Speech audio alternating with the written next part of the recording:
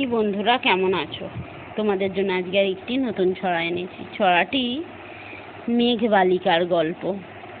মেঘ ও একটি বালিকা গল্প করছে, তাদের মনের কথা বলছে।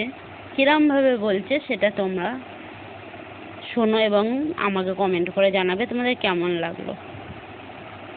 মেঘ বলল, যাবি?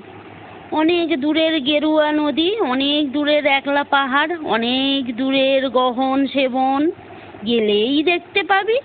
যাবি? জানলা দিয়ে মুখ ঝুঁকিয়ে বলল সে মেঘ, যাবি? আমার সঙ্গে যাবি? দিন ফুরিয়ে রাত ঘনাবে, রাত্রি গিয়ে সকাল হবে, নীল আকাশে উড়বে পাখি, গেলেই দেখতে পাবি। যাবি? শ্রাবণ মাসের একলা দুপুর, মেঘ বলল, যাবি? আমার সঙ্গে যাবি? কেমন করে যাব রে মেঘ, কেমন করে যাব? নিয়ম বাঁধা জীবন আমার, নিয়ম ঘেরা এধার ওধার। কেমন করে নিয়ম ভেঙে এ জীবন হারাবো? কেমন করে যাব রে মেঘ, কেমন করে যাব? মেঘ বলল, দূরের মাঠে বৃষ্টি হয়ে ঝরবো সবুজ পাতায় পাতায়, ভালোবাসা হয়ে ঝরবো শান্ত নদীর মুখ বুকে, আনবো জলোচ্ছ্বাসের প্রেম।